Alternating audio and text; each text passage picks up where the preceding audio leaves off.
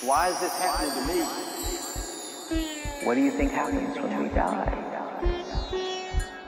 Qu'est-ce qu'il y a de pénible que d'être avec soi-même? Réveille-toi, réveille-toi. Hey, yeah. It's time to wake up. Réveille-toi, hey. Réveille-toi. Wake up, wake up, wake up.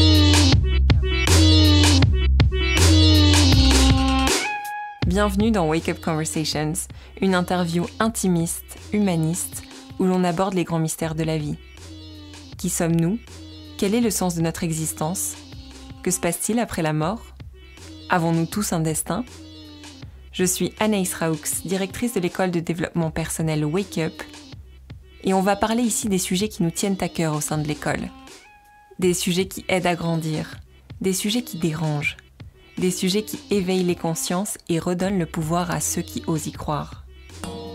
Dans ce premier épisode, je reçois Jonathan Lehman. Jonathan, c'est l'homme qui, à chaque fois que j'ai un coup dur ou un coup de mou, m'aide à remonter la pente. Et je ne suis pas la seule. On est plus de 150 000 à être abonnés sur les réseaux sociaux aux Antisèches du Bonheur où il dispense des méditations guidées. Il a cette voix grave, suave, rassurante. Il sait trouver les mots. On dirait que la sagesse est innée en lui. J'étais sur un petit nuage quand il a accepté mon invitation. Il était l'invité parfait pour démarrer ce podcast. D'abord parce qu'il est une de ces personnalités brillantes qui m'inspirent. Mais surtout, il reste vulnérable et comme vous et moi, il trébuche, il essaie, il recommence. Bref, il est cet étudiant du bonheur. On a du mal à imaginer qu'il ait été un jour avocat d'affaires à Wall Street dans un rythme de vie où il alternait boulot, soirée, after et drogue. D'ailleurs, je crois qu'on n'a pas trop parlé de son passé. Avec Jonathan Lehman, on a surtout parlé ensemble de méditation pleine conscience, du lien entre corps et esprit, du pouvoir du moment présent mais aussi du rôle de son père dans ses choix de vie. Pour moi, ce premier épisode est idéal pour apprendre à se libérer de son mental et voir la vie d'une façon différente. Installez-vous confortablement, je vous emmène dans cette première conversation. Donc tu as guidé mes premières méditations grâce à ta chaîne YouTube, Les Antisèches du Bonheur. Donc ta voix m'a bercée pendant plusieurs heures jusqu'à parfois m'endormir. Donc pour ça, merci.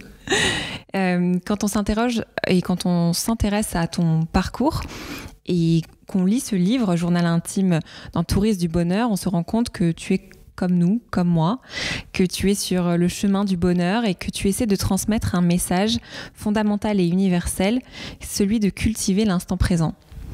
Et ça marche, puisqu'aujourd'hui, tu es suivi par plus de 150 000 personnes sur les réseaux sociaux. Et tu dis d'ailleurs qu'un dialogue s'est installé quand tu as créé cette page Facebook et cette chaîne YouTube, et que d'autres personnes sont entrées en résonance et ont eu envie de comprendre comment est-ce qu'elles pouvaient vivre pleinement. Pourquoi est-ce que c'est si important pour nous, pour toi, pour l'humanité, de cultiver cet instant présent ? C'est une grande question, ça. Parce que c'est la seule chose qui existe vraiment. Le passé et le futur, ils existent dans nos têtes. On est constamment en train, et c'est ça, il y a un terme qui me parle beaucoup, c'est le terme de la tyrannie du mental. Cette idée qu'on a un mental qui est compulsif, qui produit des dizaines de milliers de pensées par jour, et qui est capable de nous plomber la vie, qui est capable de nous parler de frustration, d'angoisse, de peur, et de nous mettre constamment dans le passé et dans le futur. Mais quand on est constamment dans le passé et dans le futur, on passe à côté de sa vie, parce que la vie, elle se passe toujours à l'instant présent. Elle se passe toujours ici et maintenant. Il n'y a pas de tout le reste, c'est une fiction qui existe dans la tête, et c'est une fiction qu'on recrée au travers de mots qui sont qu'une combinaison de certains sons qui sont les voyelles, et puis de consonnes qui sont faites avec des pressions d'air et qui sont en fait extrêmement approximatifs par rapport à ce qu'est vraiment la réalité. On entend beaucoup parler, c'est très à la mode de dire il faut être dans l'ici et maintenant, il faut être dans l'instant présent, mais c'est comme beaucoup de choses dont on parle, c'est quelque chose qui est assez peu compris, parce qu'on ne peut pas vraiment décider de se lever un beau matin et de dire je vais être dans l'instant présent. ça demande une compréhension des rouages du mental et une pratique qui est une pratique méditative, qui est une pratique de revenir au corps, de revenir à la vie intérieure, de revenir à ce qui est en train de se passer autour de moi, ici et maintenant. Donc c'est un peu comme si tu étais un zombie si tu vis pas dans l'instant présent, parce que tu es constamment dans les histoires que tu te racontes dans ta tête, qui sont des approximations de la réalité. Donc connecter à l'instant présent, moi je pense que c'est le challenge d'une vie, mais c'est ça qui permet de véritablement vivre la vie pleinement. Nous, en tant que personne, mais aussi en tant que société, dans le sens culture, on a un peu je sais pas, cette culture du matérialisme, de vouloir toujours anticiper la prochaine sortie de l'iPhone. On vit un peu dans cette expectative. Ouais, il y a une distinction conceptuelle que je trouve utile, qui est celle entre joie et plaisir. Tu peux définir le plaisir comme le bonheur parce que j'ai du plaisir quand j'ai un orgasme, quand je mange une religieuse au café, quand j'ai des notifications sur Instagram. Et tu peux définir la joie comme je suis heureux juste parce que je suis heureux, sans aucune raison. La joie que tu peux décrire comme la simple joie d'exister que tu pouvais avoir quand tu étais un enfant. Si tu regardes un jeune enfant, bien sûr, ça lui fait plaisir si tu lui donnes une sucrerie ou si tu lui fais regarder un Disney, mais tu le vois souvent se marrer, être heureux sans aucune raison. Et ça, c'est la joie, la simple joie d'exister. Et on perd cette joie. On perd cette joie et on rentre, et la société est comme ça. D'ailleurs, la société de consommation est construite autour de la notion de plaisir. L'intégralité de la publicité, ou la plupart de la publicité, veut nous vendre des choses qui vont nous rendre heureux. Donc c'est du bonheur qui est conditionnel à telle ou telle chose. Je m'achète cette super belle voiture, ou je vais avoir ce beau maquillage, etc. Et ça va et effectivement, ça c'est une perpétuelle fuite en avant, parce que le plaisir, quand tu l'obtiens, d'abord ça dure pas longtemps du tout, donc tu veux plus de plaisir. C'est ce qui crée aussi les addictions, parce que et ça c'est quelque chose que Sébastien doit mieux savoir que moi, mais les circuits neuronaux de récompense sont activés par le plaisir, notamment le relâchement de dopamine, la sérotonine, et tu as besoin de plus en plus de stimulation vu la tolérance qui se crée, donc des plaisirs de plus en plus gros pour obtenir les mêmes réactions neurochimiques dans le cerveau qui font du bien. Donc ça mène vers des addictions. J'ai besoin de toujours plus de notifications, j'ai besoin de plus d'alcool, j'ai besoin de plus. Et effectivement, là-dedans, il y a une fuite en avant, et apprendre à connecter à l'instant présent, c'est apprendre à cultiver la joie. C'est apprendre à voir que je peux être heureux simplement en connectant à ma respiration. Moi, la première fois que j'ai entendu ça, la simple joie d'exister, ça m'a fait marrer. J'ai dit, comment ça, la simple joie d'exister ? Tu rigoles, file-moi un pétard, viens, on va faire la teuf, c'est quoi ton histoire, quoi, la simple joie d'exister. Mais en fait, c'est la clé.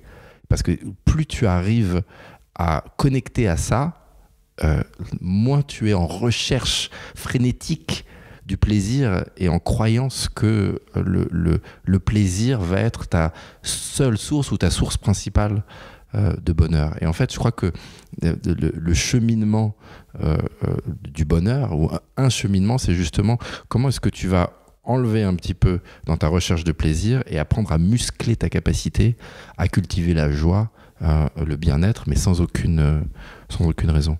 Je ne sais pas si j'ai répondu à ta question. Très bien, mais... oui, absolument. Et tu parlais à l'instant des addictions et de cette recherche absolue frénétique du plaisir.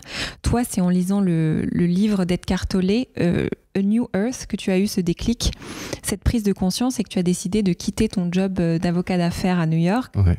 Et de te libérer de tes addictions. Est-ce que tu peux nous raconter comment tu as vécu cette prise de conscience ? Ouais, oui.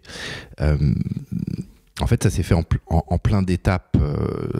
J'ai eu une sorte de premier burn-out, si on peut appeler ça comme ça. Quand, à 20 ans, j'étais à la fac de Columbia à New York, qui était mon rêve absolu, et mon rêve s'est transformé en cauchemar, et je suis rentré complètement déprimé. J'ai compris qu'il fallait que je prenne du temps, et j'ai pris une année sabbatique, et lors de cette année sabbatique, j'ai découvert toutes sortes de choses, dont j'ai été introduit pour la première fois au conte zen et à une autre façon de penser, et notamment au concept qui aujourd'hui me paraît comme une évidence, mais qui à l'époque, il y a 20 ans, était déjà une révolution dans ma vie, qui est le truc que tu te crées ton propre enfer. C'est toi qui te crées ton propre enfer. Bon, j'avais laissé ça dans le fond de ma tête.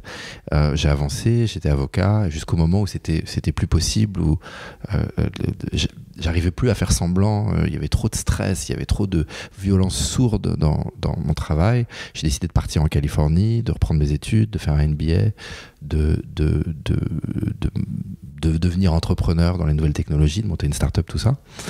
Et là-bas, à Los Angeles, j'ai découvert le yoga, la méditation, le festival Burning Man et justement ce livre A New Earth de Eckhart Tolle. Et ça a été une révolution dans ma vie, parce que c'était une époque où mon père était très malade. Il avait la maladie à corps de Lewy, qui est une sorte de cousine entre Alzheimer et Parkinson. J'avais perdu le rapport avec lui. Il était plus capable de parler, de bouger, de rien. Et c'était la personne dont j'étais le plus proche. Et c'était vraiment une source pour moi de lamentation. Je ne sais pas si ça se dit, lamentation. Ouais. Et en lisant Eckhart Tolle, j'ai compris que tu pouvais ne pas t'identifier à certaines pensées. Tu pouvais avoir des pensées, mais décider de ne pas leur donner de l'énergie, de les regarder comme quelque chose d'extérieur à toi, et en fait de façonner l'histoire que tu avais envie de façonner. Donc, comment est-ce que tu pouvais passer d'un prisme où tu analyses la réalité en fonction de sa vérité à un prisme où tu analyses la réalité en fonction de son utilité? Donc, au lieu, si tu veux, j'avais une histoire dans ma tête que je me racontais qui était: c'est terrible, la personne dont je suis le plus proche, il est en train de mourir, pauvre de moi. Et en lisant Eckhart, j'ai vu que c'est pas parce que j'avais cette pensée que j'étais obligé de lui donner de l'énergie, que j'étais obligé de m'y identifier, et que je pouvais créer une histoire qui allait être beaucoup plus utile, notamment l'histoire de: quelle chance t'as eu d'avoir un père comme ça. Tu peux l'accompagner, tu peux lui dire au revoir, tu peux lui dire je t'aime, pardon, avant qu'il s'en aille, tu peux lui faire des câlins, tu peux faire plein de choses. Donc tu peux te concentrer sur tous les aspects positifs et décider de donner de l'énergie à ça, même si ton mental te hurle les pensées négatives. Et donc en gros, c'est la réalisation immense qui peut être pour certains hyper dur à comprendre, que je ne suis pas mes pensées. C'est pas parce que j'ai des pensées que ces pensées sont qui je suis. Le mental produit des dizaines de milliers de pensées par jour, et la plupart sont inutiles et certaines sont toxiques. Et à partir du moment où j'apprends, et c'est encore ça le travail de méditation, à observer les pensées, je suis capable de les trier et de décider, non pas celles qui sont vraies, celles qui sont fausses, mais celles qui vont être utiles par rapport aux objectifs que je me fixe. Et les objectifs que je me fixe, c'est les mêmes pour tout le monde. C'est: je veux être heureux, je veux aimer, je veux donner, recevoir de l'amour, je veux que ma vie ait du sens, je veux pouvoir connecter. Voilà. C'est fort ça. Je ne suis pas mes pensées. Je ne suis pas mes pensées. Ah non, je ne suis pas mes pensées. Ouais. C'est le truc le plus important c'est le truc le plus important à comprendre, et c'est un des trucs les plus durs à intégrer en fait, parce que même si tu le comprends, déjà le comprendre par le mental, c'est compliqué, parce que c'est le mental qui comprend qu'il n'est pas toi. Ouais. Donc déjà c'est un peu, et puis ensuite c'est réussir à vivre et appliquer le truc, parce que souvent moi je glisse et je tombe. Ça veut dire que quand je m'embrouille avec ma copine, j'oublie complètement que je suis pas mes pensées. Je vais lui prouver qu'elle a tort, je vais lui et elle va me prouver que j'ai tort, et on va rentrer dans un truc comme ça où je suis complètement dans un prisme vrai pas vrai, qui a raison, qui a tort. Mais si tu fais un pas en arrière et que tu es capable de regarder, tu te dis attends, ça c'est pas utile. Ouais, et donc dans ton livre, tu l'expliques très bien. Tu dis que, bon, au-delà que en fait le malheur du monde provient de l'illusion du moi. Donc tu reprends à nouveau Edgar Tolle, et donc c'est cette tendance qu'on a donc à s'identifier à nos goûts, à nos croyances et de laisser parler notre ego. Donc c'est vraiment l'ego, ce sont nos pensées, n'est-ce pas ? Alors oui. En général, j'essaye de pas trop me servir du terme parce qu'il évoque tellement de choses pour tellement de personnes que c'est très difficile de le redéfinir, parce que tu as besoin en fait pour bien comprendre tout ça, tu as besoin de prendre ce terme, de le redéfinir et de dire attends, l'ego c'est pas le fait d'être arrogant ou le fait d'être prétentieux, ou ça c'est des manifestations d'un ego. Oui. L'ego c'est l'histoire de ma vie telle que je me la raconte et telle que je la raconte aux autres. Et c'est pour ça que moi, ayant vu notamment avec ma mère à qui j'essayais de parler justement de mes lectures, et c'était impossible parce que dès que je disais le mot ego, ça partait dans tous les sens, que j'ai décidé ok, et si je créais un autre terme pour parler de ça, un terme qui ait aucune passion, qui soit nouveau pour les gens, et du coup qui soit pas une gâchette pour toutes sortes de bagages théoriques, mentaux. Et ce terme, c'est le moi histoire. Et donc c'est cette idée qu'on a tous deux moi. On a un moi histoire et un moi présent. Le moi histoire, mon moi histoire, c'est Jonathan Lehman, auteur de Journal intime d'un touriste du bonheur, fan des Red Hot Chili Peppers. Mon moi présent, mon autre moi, qui est mon moi animal, c'est je suis un sapiens de 183 cm qui aime bien danser sur la pop. Et voilà. Et en fait, tout le travail dont parlait Carte, et qui est le travail de développement personnel, c'est comment est-ce que je change le rapport dans ma vie entre le moi histoire et le moi présent. Ça veut dire, par défaut, on a tendance à laisser le moi histoire être le sujet de nos existences, et le moi présent devient l'objet. Quand je ressens du stress, que Eckhart définit comme être ici alors qu'on veut être là-bas, mon moi présent est dans un endroit physique, et mon moi histoire a envie que je sois ailleurs. Et le stress et la poussée de cortisol qui va avec et qui baisse mon système immunitaire et qui est mauvaise pour moi à trop grosse dose, fait que mon moi présent empathie, parce que c'est le moi histoire qui est aux commandes. L'idée, c'est comment est-ce que je renverse le rapport, et comment est-ce que je remets le moi histoire, le mental, donc, à sa place d'objet.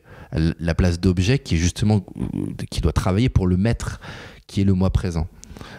Et c'est ça aussi le travail de méditation, parce que quand tu médites, le moi histoire c'est ton mental, c'est toutes les histoires que tu te racontes sur ta vie, sur le passé, le futur. Quand tu te mets en méditation, donc tu te mets, c'est ton moi présent au travers des sens, tu connectes à ta respiration, tu entends les sons, tu es dans l'instant présent, et puis ton moi histoire il arrête pas de parler. Il dit qu'est-ce qu'on fait, c'est bientôt terminé, j'en ai marre de méditer, faut pas que tu oublies d'appeler un tel. Ça fait mal aux genoux. Et voilà, ça fait mal aux genoux. Et donc tout l'exercice, c'est d'apprendre à dire au moi histoire, t'es gentil, mais je m'occupe pas de toi là. Pendant 10, 15, 20 minutes, 1 heure, 2 heures, quel que soit le temps que tu vas méditer, là, c'est pour moi.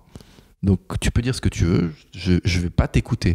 Et c'est tout cet exercice en fait, parce que en fait, tout tourne autour, le concept central, je crois en tout cas le plus utile, c'est le concept d'attention. Toute la vie dépend de où on porte notre attention, et de comment on porte notre attention, et de dans quelle mesure on laisse le moi histoire capter notre attention. Dans quelle mesure est-ce qu'on arrive à construire la capacité à porter son attention sur le moi présent. Mais toute la vie porte sur l'attention qu'on donne à son moi présent. Qu'on donne à tout, et effectivement à son moi présent. Si tu regardes,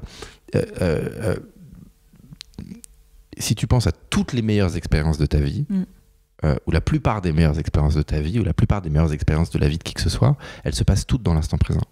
Ça veut dire que ce soit la naissance d'un enfant, un énorme orgasme, une expérience musicale de ouf, le truc le meilleur que tu as mangé de ta vie, le plus beau coucher de soleil, c'est toujours des expériences qui ont été vécues par ton moi présent, à savoir ton moi animal qui vit la vie à chaque instant au travers des 5 sens. Et ton moi histoire, ensuite, il essaye d'accaparer le truc, de prendre des photos, de mettre des étiquettes dessus, de le rajouter à l'histoire de ma vie, etc. Mais l'expérience, qu'elle soit musicale, sexuelle, gustative, telle que racontée par le moi histoire, n'est qu'une très très très pâle comparaison par rapport à l'expérience véritable que tu as vécue. Et l'idée, c'est comment est-ce que, conscient de ça, comment est-ce que je vais réussir à ouvrir le portail vers l'instant présent, parce que tout se passe de toute façon dans l'instant présent. Ça veut dire que j'ai besoin de mon moi histoire et de mon mental comme d'un outil, j'ai besoin de prendre des rendez-vous, j'ai besoin de pas oublier de payer des factures, j'ai besoin d'organiser des choses, très bien. Tant que tu t'en sers comme un outil. Mais quand il vient et qu'il est le maître et que tu commences à rentrer dans des histoires complètement inutiles mais qui te paraissent vraies, comme il a plus d'argent que moi, il est plus populaire, c'est un échec, on va se moquer de moi, enfin toutes ces choses qui sont en fait qui prennent énormément de place, qui sont toutes les pensées négatives qu'on va avoir par rapport au futur qu'on peut appeler peur et par rapport au passé qu'on peut appeler frustration et qui en fait occupent la plupart des dizaines de milliers de pensées qu'on a chaque jour. Donc comment est-ce qu'on peut se libérer de son moi histoire? C'est en tout cas en tentant d'observer ses pensées et en méditant donc de manière quotidienne. Ouais. En fait, moi, je pense que ce qui détermine notre vie, c'est nos habitudes. Je pense qu'on a beaucoup de croyances, mais qu'au final, nos croyances, elles ne veulent pas dire grand-chose. Ce qui compte, c'est qu'est-ce que je fais chaque jour. Parce que ça nous dit, c'est-à-dire que tu peux avoir une croyance qu'il faut faire du sport, si t'en fais pas, elle sert à rien ta croyance. Le moi histoire, c'est et le mental tyrannique, c'est une telle bête féroce que tu dois avoir des habitudes pour apprendre à t'en servir plus intelligemment, plus consciemment, d'une façon qui soit plus bienveillante pour toi-même et pour les autres. Pour ça, moi, je vois une séparation en deux axes. Je vois d'un côté comment est-ce que tu apprends à te servir intentionnellement de ton moi histoire différemment, de telle façon à ce que tu le refaçonnes. Et deuxièmement, comment tu apprends à ne pas faire attention à ton moi histoire. Donc, cet deuxième aspect, et c'est l'aspect de la méditation, c'est comment est-ce que j'apprends justement en me concentrant sur ma respiration, en me concentrant sur mes sens, en ramenant mon attention encore et toujours à l'instant présent, quand elle va irrémédiablement se perdre dans des pensées de passé et de futur, et construire cette capacité d'attention à l'instant présent, ça c'est peut-être la chose la plus importante. Mais à côté de ça, il y a aussi qu'est-ce que je fais intentionnellement pour changer le contenu de mon moi histoire et changer ma manière de me servir de mon mental. Et ça, pour moi, c'est deux habitudes qui sont l'habitude de ce que j'appelle la gratitude et les poubelles mentales. Oui. Quand je pratique la gratitude, je renforce les réseaux neuronaux relatifs à des pensées positives et donc je diminue la place dans mon cerveau et la force des réseaux neuronaux relatifs à mes pensées négatives. Sachant qu'on a des pensées automatiques et des pensées délibérées, que la plupart de notre vie est régie par la pensée automatique et qu'on a la capacité de remodeler le contenu de cette pensée automatique. En gros, c'est ça la pratique de la gratitude. Et les poubelles mentales... Et je rebondis juste sur la gratitude. Tu expliques que donc, si on n'a pas le temps de noter dans son cahier le soir 3 choses pour lesquelles on a eu de la gratitude dans la journée, toi tu prends une douche de gratitude. Donc, tu peux nous expliquer ? Ouais, l'idée c'est que c'est difficile de mettre en place une nouvelle habitude. Ça demande pas mal de volonté. Et ce que je me suis dit, donc quand j'essayais d'intégrer l'habitude de la gratitude, je me disais, mais est-ce que je pourrais pas ajouter l'habitude à une habitude existante que j'oublie jamais ? J'oublie pas de me doucher, j'oublie pas de me brosser les dents. Donc je me suis dit, tiens, à chaque fois que je vais prendre ma douche, je vais faire mes gratitudes. C'est-à-dire le temps que l'eau chauffe, je vais dire les choses pour lesquelles je suis reconnaissant pour faire cet exercice, qui est un exercice quotidien, c'est important, une pratique de remodelage de mon cerveau. Et donc du coup, ça fait des années maintenant qu'à chaque fois que je prends une douche ou que je prends un bain, je fais mes gratitudes à voix haute. Ouais, j'ai trouvé ça chouette. Et donc le deuxième, les poubelles mentales. Ouais, les poubelles mentales, c'est cette idée que c'est dur de savoir ce qu'on pense parce que tu vas penser un truc et ensuite tu vas penser un autre truc. Et imagine, tu as un problème qui te tracasse un petit peu, tu t'es embrouillé avec une amie, tu te demandes ce que tu dois faire, mais en même temps tu es en train de répondre à des emails de taf et en même temps il faut que tu organises le truc et tu tournes en rond. Et tu vas de thème A, thème B, thème C, thème D, thème A, thème C, thème D, thème A. Et ça fait du ping-pong comme ça dans ta tête parce que ton mental, il pense dans tous les sens. Ouais, je connais. Ouais. Donc qu'est-ce que tu fais ? Tu extériorises le mental. Tu vas sortir toutes tes pensées, mais comme si tu sortais les poubelles. Moi, je fais ça tous les matins quand je me lève. C'est un exercice qui est inspiré de l'exercice de Julia Cameron des pages du matin, et où j'écris absolument tout ce qui me passe par la tête pour faire comme un audit de qu'est-ce que mon mental a à me dire. J'ai fait un rêve bizarre cette nuit. Ah tiens, faut pas que j'oublie de rappeler Anaïs. Tiens, je lis moins en ce moment, c'est bizarre. Juste pour voir quels sont les thèmes qui préoccupent mon mental, pour pouvoir ensuite statuer dessus. Si je te demande de multiplier 24 par 37 dans ta tête, tu vas avoir du mal. Si tu le fais à l'écrit, tu vas y arriver plus facilement parce que tu vas pas te perdre. C'est pareil en fait de réfléchir à ces problèmes en les sortant. Et d'ailleurs c'est un peu le principe de la thérapie. C'est un peu j'avais lu ce super bouquin sur Nietzsche par Irving Yalom, quand Nietzsche pleurait, je crois en français, où il raconte la rencontre qui s'est jamais passée entre un médecin viennois, Joseph Breuer, et Nietzsche. Et comment ce médecin, Joseph Breuer, avait une patiente qui avait des problèmes, des troubles psychologiques, et que quand elle se parlait toute seule à voix haute en sa présence, elle avait certains de ces troubles, des troubles physiques qui étaient associés à ces troubles psychologiques qui s'en allaient. Et elle appelait ça le ramonage de cheminée, lui il appelait ça la cure par la parole.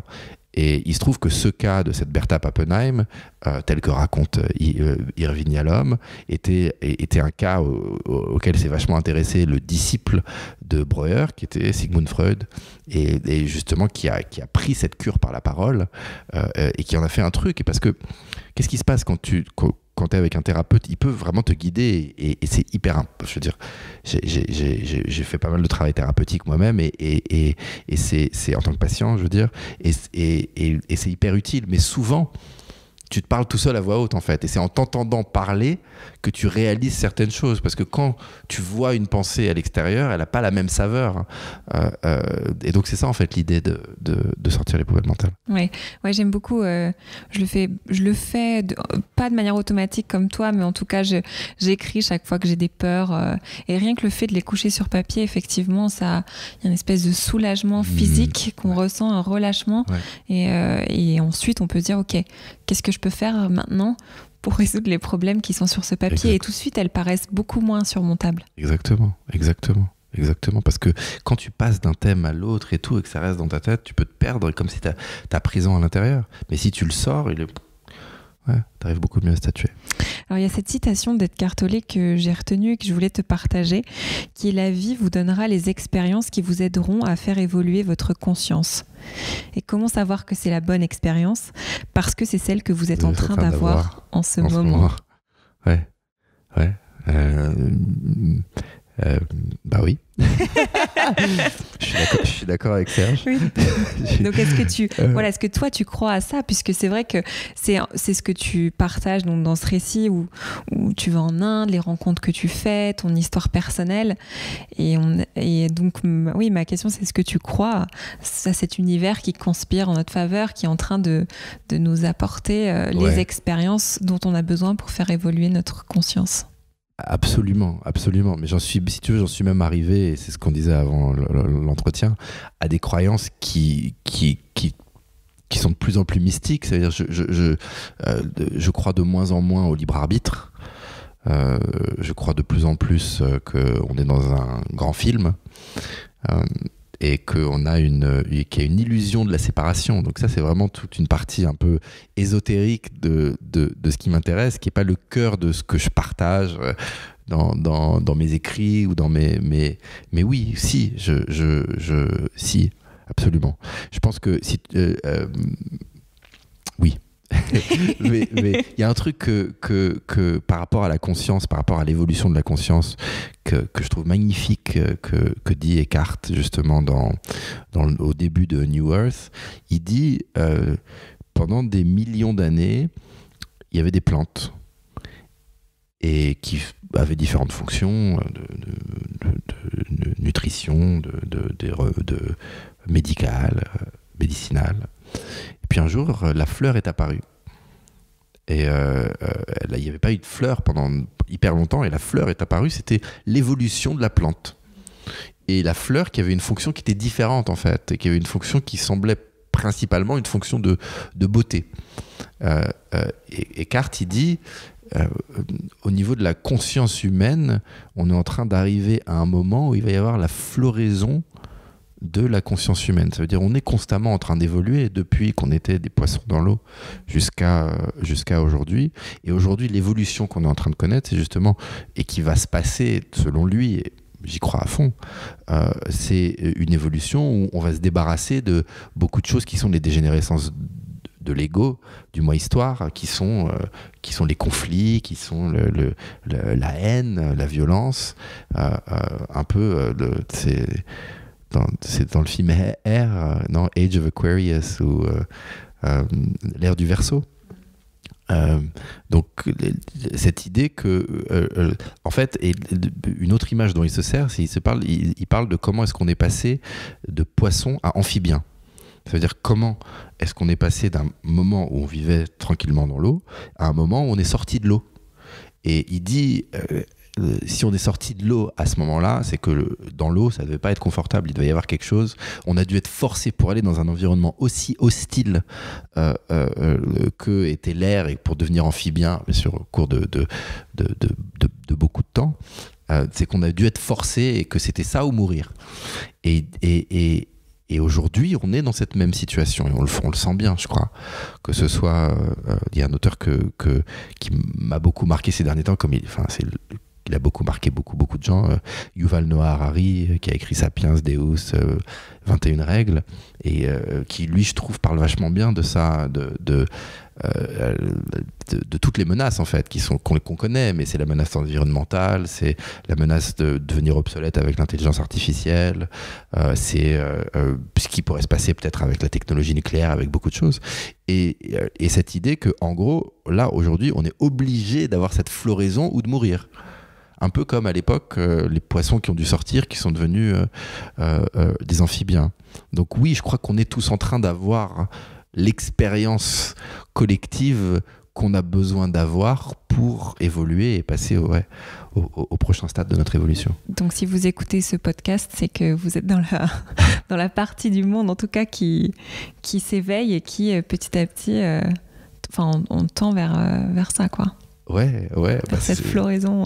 Cette floraison de la conscience humaine, cette évolution, l'amour, quoi. Ouais.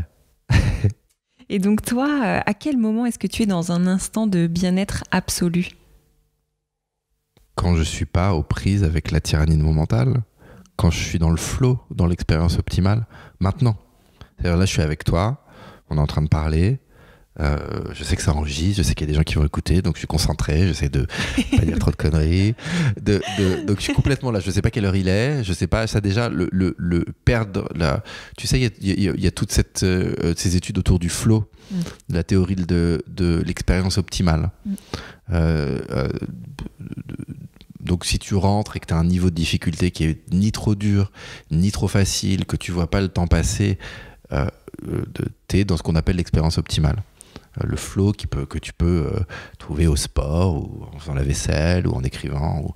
Donc, moi, j'adore ces expériences-là, parce que c'est des expériences, justement, où mon mental se tait, où mon mental est un outil, en tout cas, où il n'est pas en train de me faire la misère.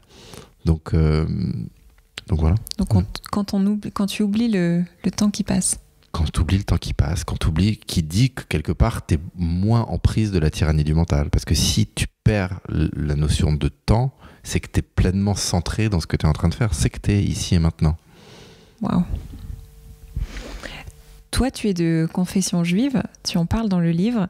Ta maman te nomme d'ailleurs Jonathan, qui veut dire cadeau du ciel. J'ai trouvé ça très poétique. Et elle en fait même une mission, que tu sois élevé enfant juif. Ouais. Et cette mission, toi, tu la prends finalement très à cœur dans ton enfance, dans ton adolescence. Et puis, tu la rejettes à l'âge de 16 ans et tu extrais finalement la spiritualité de la religion. Et du coup, ce qui m'amène à te poser la question, quelle est la différence selon toi entre spiritualité et religion ? Je crois que l'intention... alors, comment définir ? La spiritualité,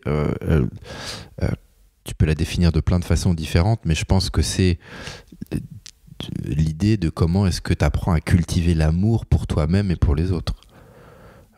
Donc comment est-ce qu'au lieu de te différencier des autres, tu arrives à voir ce que tu as en commun avec les autres. Pour encore citer Eckhart, il dit aimer, c'est se reconnaître en l'autre. Dans quelle mesure est-ce que je suis capable de voir que l'égoïsme de l'autre, c'est de l'égoïsme qui est en moi, de voir que la bêtise de l'autre, c'est la bêtise qui est en moi.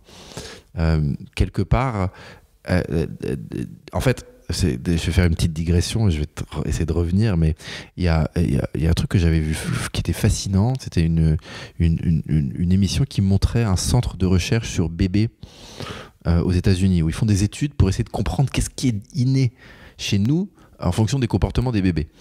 Et on voit que dès le plus jeune âge, on est programmé pour faire la différence entre ceux qui sont comme nous et ceux qui sont différents de nous. Et que déjà, on a presque intégré à l'intérieur de nous l'idée de récompense des gens qui sont comme nous et de punition des gens qui sont différents de nous. Donc ça, c'est la base, c'est nous tous. Le travail d'amour, de conscience, c'est comment est-ce que je suis capable d'élargir le champ de ceux que je vais considérer être comme moi et de diminuer le champ de ceux que je vais considérer comme étant pas comme moi. Si je peux avoir un champ très étroit de si t'es comme moi, si tu supportes la même équipe de foot et si t'as la même couleur de peau. Mais je peux élargir le truc complètement à t'es comme moi, si t'es un être humain, t'es comme moi, si t'es un être vivant, t'es comme moi, tout le monde, tout est comme moi. Donc je crois que la spiritualité, c'est le travail de développement de la capacité d'aimer qui est l'élargissement de ce qu'on considère comme étant nous. Je crois que la religion, le but de la religion, à la base, c'est de disséminer la spiritualité. D'abord, en fait, les fondateurs, les personnes à la base des religions ne sont pas des personnes qui avaient quelque idée que ce soit de créer une religion. Une religion, c'est une organisation qui permet la dissémination de théories, de principes et de pratiques qui sont censés permettre justement l'ouverture du cœur. Jésus, il n'avait aucune intention de créer l'Église. Jésus, il était Bouddha, pareil. Il n'avait aucune intention de créer une religion, bien au contraire. C'était le but de t'apprendre à ouvrir ton cœur, de t'apprendre à voir ce qui te connecte à l'autre. Le problème, c'est que ces mecs-là, ils arrivent et ils sont assez peu compris, en fait. Ils disent arrête de te prosterner devant des idoles. Dieu, il est en toi. Dieu, c'est l'amour qui est en toi. Dieu, c'est la capacité que tu as à connecter avec l'autre. Et tu as l'impression que tu as les disciples qui disent ah, ok, bon bah, alors c'est toi Dieu. Non, t'as pas compris. Je suis pas Dieu. Je crois que c'est un peu ça, que ce soit Jésus, que ce soit Bouddha. Donc, la religion, elle a été hyper utile dans des périodes passées où il y avait vraiment pas, où cette idée d'amour, on était sauvage. Je pense à plein d'égards, et donc il y avait énormément de conflits entre tribus, de violences, etc. Donc ça servait à ça, mais que aujourd'hui, il me semble, et moi c'est ce que je ressens, c'est que je ressens la religion comme étant obsolète. J'ai pas besoin personnellement, moi, de religion pour vivre ma spiritualité. C'est pas pour dire que la religion est que mauvaise, parce que bien sûr je la trouve à plein d'égards mauvaise dans ses extrêmes, parce qu'effectivement il y a beaucoup de personnes qui retirent plein de choses extrêmement positives et de la vraie spiritualité de leur pratique religieuse. Et tant mieux si c'est ça qui marche pour elles. Mais moi, effectivement, vu que, en fait, ma mère n'a pas été élevée dans le judaïsme, elle a voulu faire de moi un bon juif pratiquant, elle m'a envoyé dans des colos juifs, dans des cours d'éducation juive, dans toutes sortes de trucs et tout. Je suis revenu à la maison, j'ai dit, maintenant, on va faire ci, on va faire ça, on va arrêter de se servir de l'électricité à ce moment-là, on va faire ces trucs. Et ils m'ont regardé comme un ouf. Ils m'ont dit, mais t'es fou, on va jamais faire ça. Pourquoi tu veux qu'on fasse ça? Parce que c'est la règle. Mais la règle, pourquoi? Et donc, en fait, ça m'a poussé à poser la question, la règle, pourquoi? À quoi ça sert ce que tu fais? Quel est le principe spirituel qui sous-tend la pratique religieuse que tu as envie d'appliquer? Et surtout, moi j'ai bien aimé, tu dis, oui effectivement, mal compris Jésus, Bouddha, et parfois mal interprété. D'ailleurs, tu donnes cet exemple que péché, en réalité, veut dire uniquement rater sa cible, et on a un peu diabolisé ce mot, c'est péché, c'est péché. Ouais. C'est l'idée que, alors je me souviens plus de l'étymologie exacte, mais je crois que c'est en grec, le terme de péché, c'est rater la cible. Et donc en gros, l'idée, c'est d'être à côté de la plaque. Tu pêches quand tu es dans ton mental et que t'es pas dans l'ici et maintenant, quand tu es dans l'exclusion plutôt que dans l'amour. Il n'y a pas à la base du terme cette idée moralisatrice du bien et du mal. Il y a juste de toi de réussir à vivre une vie qui fait du sens, de la même façon que de toute la mésinterprétation de la parole de Jésus sur l'enfer et le paradis. L'enfer et le paradis sont sur terre. C'est l'enfer, c'est quand je suis dans le stress, dans la frustration, dans la jalousie, dans le fer. Le paradis, c'est quand je suis là, quand je suis présent, quand je suis dans la joie, quand je suis connecté, quand je suis dans l'amour. Tu perds ton papa le 23 février 2016 et tu lui dédies un peu ce livre en quelque sorte, puisque c'était d'ailleurs son rêve à lui d'écrire. Tu finis là-dessus et je me demandais quelle relation est-ce que tu avais avec lui? Écoute, je crois que c'était complexe parce que je crois qu'il m'a pas voulu en fait. Je crois que l'histoire de ma famille, c'est que mon père était marié avec 2 enfants, qu'il a rencontré ma mère qui avait 19 ans de moins que lui, qui était une très belle femme, qu'il est tombé très amoureux d'elle, qu'ils ont eu une liaison pendant un moment, que lui n'avait pas nécessairement envie je sais pas, enfin qu'il n'osait pas quitter sa femme, enfin bref, comme beaucoup d'hommes qui se retrouvent dans cette situation et tout, et que de ce que je comprends, mais elle hurle à chaque fois que je dis ça à ma mère, mais qu'en gros elle lui a un peu mis le couteau sous la gorge et qu'elle lui a dit soit on fait un enfant, soit c'est fini. Et en gros, ma mère était enceinte de 8 mois quand mon père a annoncé à sa femme, à sa première femme, qu'il la quittait et donc je peux pas imaginer qui m'a vraiment voulu, que tu peux pas. Je m'imagine moi si j'étais dans une situation comme ça, que je suis marié, que j'ai 2 enfants, que je tombe amoureux d'une femme, peut-être que j'ai envie de refaire ma vie, mais je sais pas si j'ai envie d'un enfant tout de suite. Et c'est ce que j'ai ressenti moi en étudiant un peu mon histoire et puis en voyant que j'étais pas du tout proche de lui à l'enfance. Sauf qu'il y a eu un shift qui s'est passé à l'adolescence. Je suis devenu très très très proche de lui. Je crois que j'avais envie en fait, ayant intégré qu'il voulait pas de moi, je crois que moi ce que j'ai voulu c'est lui prouver que j'avais raison d'avoir été mis au monde, que j'avais raison d'exister, et donc quelque part qu'il fallait que je voulais prouver le bien fondé de mon existence. C'est pour ça aussi je crois que j'ai fait des concours, que j'ai gagné enfin que je cherchais les trophées, tout ça, enfin les distinctions, les succès académiques et toutes ces choses-là, pour dire t'as vu, heureusement, enfin t'as bien fait de me mettre au monde. Bref, on était très très très proches à l'adolescence, quand j'étais ado. Il m'a appris que tu pouvais t'intéresser de la même façon à Nietzsche, à Jean-Claude Van Damme, qu'il n'y avait pas de sous-culture en fait, que tu pouvais écouter Beethoven et Madonna, et c'est quelque chose qui moi m'a beaucoup frappé et que je garde encore aujourd'hui. Et d'ailleurs j'adore quand j'écris de pouvoir à un moment faire une référence à Schopenhauer et le moment d'après faire une référence à Kung Fu Panda, parce que pour moi ça va ensemble et je trouve que enfin voilà, donc ça c'est un des plus gros legs que j'ai de lui. Je pense que c'est ça au niveau de la curiosité et de la culture, et aussi parce que c'est lui aussi qui m'a envoyé chier avec mes histoires de règles du judaïsme et tout, de poser la question toujours du pourquoi on fait quelque chose, pourquoi, quelle est la justification. Alors je te dis pas comment les profs, quand j'étais au lycée et tout, ils me supportaient pas parce que j'étais constamment à les challenger, à leur dire mais pourquoi ça fait pas de sens et c'est ce qui fait que j'ai réussi à développer un esprit analytique et qui me permet aujourd'hui de faire ce que je fais et ouais, donc ça vient beaucoup de lui. Et d'ailleurs tu écris si aujourd'hui si je lui racontais toutes mes histoires du développement personnel, il comprendrait rien d'un côté et de l'autre il trouverait ça génial. Ouais, parce qu'il comprendrait pas, parce qu'il était pas trop baigné là-dedans lui et que il avait une forme de spiritualité, mais à sa façon. Donc je sais pas si il aurait connecté avec tout ça, mais d'un autre côté, en même temps, c'est tellement une sorte de suite logique. Je veux dire, lui, c'est un Californien qui a pris du LSD dans les années 50, qui a essayé un peu la méditation transcendantale, qui venait, et donc j'avais quand même un bagage, quoi, ouais. Donc il comprendrait pas, mais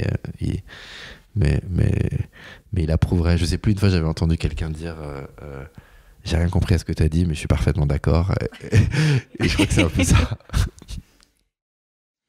Et dernière question, selon toi, que se passe-t-il après la mort ? La même chose qu'avant la mort. C'est-à-dire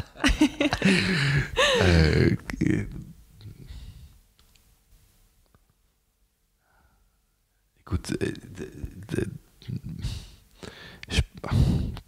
tu me pousses vraiment dans l'ésotérisme, hein, qui est pas ce que je fais d'habitude, mais si tu veux, je crois, ma croyance, mais j'en sais rien du tout. Mais ce que je crois, c'est que ça, je sais pas ce que je crois, mais une des histoires racontées dans les cercles spirituels que je trouve séduisante et à laquelle j'ai envie de croire, c'est que il y a une conscience unique. Comme il y a une électricité unique, là on a plein de lampes autour de nous qui sont allumées, mais qui viennent d'une source d'électricité. Et qu'on est comme toutes ces applications-là, c'est que on a une illusion de la séparation. C'est que je suis toi et tu es moi. Tu as l'impression d'être Anaïs et que je suis Jonathan, mais on est aussi différents, que ces deux lampes sont différentes, c'est la même source. Il y a une conscience unique en nous. Et que cette conscience, elle se manifeste. Elle se manifeste de différentes façons et elle se manifeste notamment en la forme d'Anaïs et en la forme de Jonathan. Qu'elle est matérialisée, mais qu'elle est immuable et éternelle, cette conscience. Et que quand tu meurs, tu retournes à la conscience de laquelle tu es venu, en fait. Que donc tu es là, tu n'es juste pas séparé. Tu sais, il y a une image que j'aime beaucoup sur l'illusion de la séparation qui est de dire on est l'océan et qui se prennent pour des vagues. Tu sais, t'es l'océan, t'es la vague Anaïs, je suis la vague Jonathan, mais en fait on est connectés. On fait partie du seul et même tout. Et donc cette théorie ésotérique dit que en fait la vie telle qu'on l'expérimente, c'est un cadeau que la conscience se fait à elle-même pour s'expérimenter.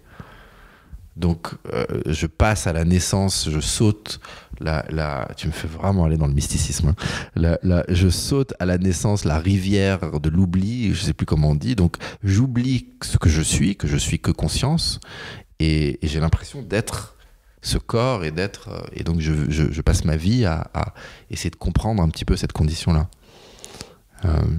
Mais ensuite je retourne à la conscience unique. Merci Jonathan. Je t'en prie, merci Anaïs. Merci à Jonathan Lehman pour cette conversation. Ce podcast est une création originale de l'école de développement personnel Wake Up. Retrouvez-nous sur www.wake-up.io. Si vous avez aimé l'épisode, dites-le nous sur Apple Podcast avec 5 étoiles. Cela m'aide énormément à le faire connaître. Parlez-en aussi autour de vous et sur les réseaux sociaux, sur Instagram et Twitter, @wakeup_io. Pensez aussi à vous abonner pour ne rien rater et écouter gratuitement les prochains épisodes.